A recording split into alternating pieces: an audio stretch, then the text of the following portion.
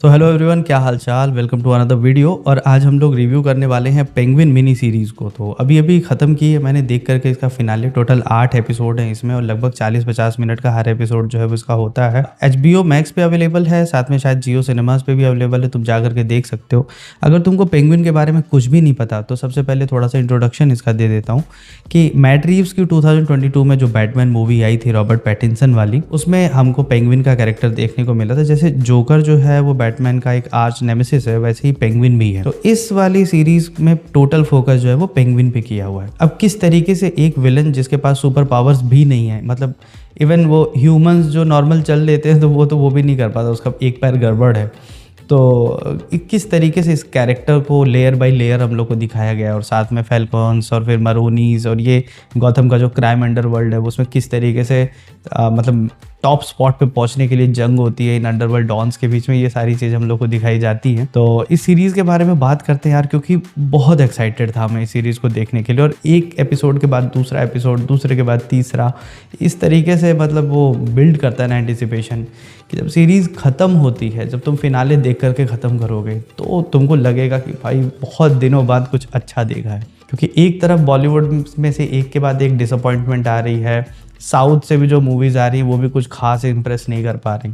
वहीं दूसरी तरफ इस तरह की सीरीज़ जो कि मतलब एकदम दिल छू लेती है, मन करता है कि मतलब कुछ और इससे रिलेटेड देखने को मिल जाए। तो सबसे पहले हम लोग इसमें तो कॉलिन फैरल की तारीफ़ करते हैं यार कि इतना सारा प्रोस्थेटिक मेकअप करने के बाद वो एकदम बेयरली रिकग्नाइजेबल है। किसी को अगर नहीं बताओगे तो उसको पता भी नहीं चलेगा कि जो पेंगुइन का कैरेक्टर है वो एक्चुअली में प्ले कर रहे हैं कॉलिन फैरल। एक और मज़ेदार चीज़ कि जो कॉमिक्स में पेंगुइन का रियल नेम है वो है ऑज कॉबलपॉल्ट, बट ये नाम थोड़ा सा कॉमिक लगता है, इसलिए डायरेक्टर ने सोचा कि इसको थोड़ा और ग्राउंडेड बनाएंगे।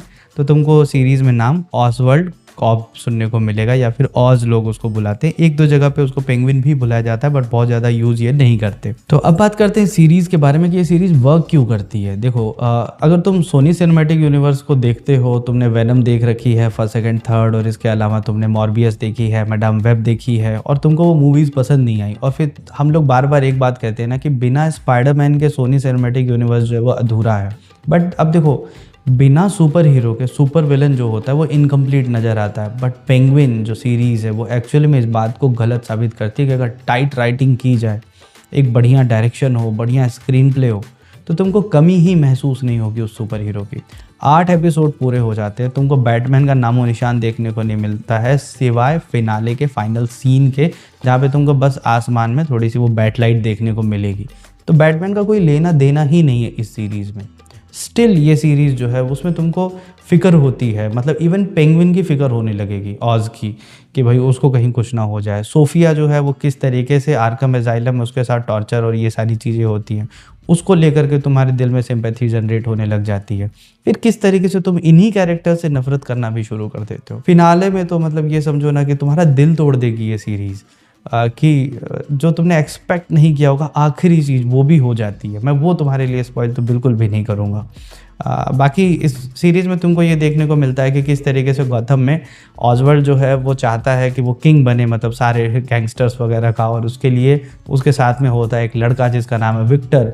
ये दोनों मिल करके किस तरीके से फाल्कोन्स और मरोनीज को बेवकूफ़ बनाते हुए और आगे बढ़ते हैं, किस तरीके से उनको सेटबैक मिलते हैं, हर एपिसोड में कुछ ना कुछ उनका नुकसान होता है, लेकिन फिर उसको वो बार बार ओवरकम करते हैं। ऑज का अपनी माँ के प्रति जो ऑब्सेशन है वो देखने को मिलता है कि वो कितना प्यार करता है अपनी माँ से, और उससे किया हुआ वादा पूरा करने के लिए वो किसी भी हद तक जा सकता है।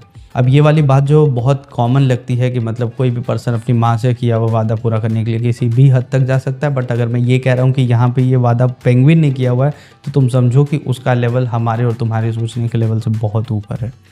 फाइनल तक वो अपनी माँ को इम्प्रेस कर पाता है कि नहीं, उसकी माँ जो है वो क्या उससे मतलब प्राउड फील उसके ऊपर करती है या नहीं, ये सारी चीज़ें इस सीरीज़ में इतने बेहतरीन तरीके से दिखाई गई हैं। साथ में बैकग्राउंड का म्यूज़िक स्कोर, जहाँ ज़रूरत नहीं है वहाँ बिल्कुल म्यूज़िक नहीं है, उसी तरह से जहाँ ज़रूरत है वहाँ पे म्यूज़िक उस चीज़ को इतने बेहतरीन तरीके से पूरा करता है कि तुम इसका BGM जो है वो वर्कआउट करते हुए कान में अगर ईयरफोन लगा करके सुनोगे तो तुम अलग ही जोन में चले जाओगे। बाकी मतलब इस सीरीज़ की तारीफ़ में कहने के लिए मेरे पास बहुत कुछ है, बट समझो कि वीडियो बहुत लंबी हो जाएगी।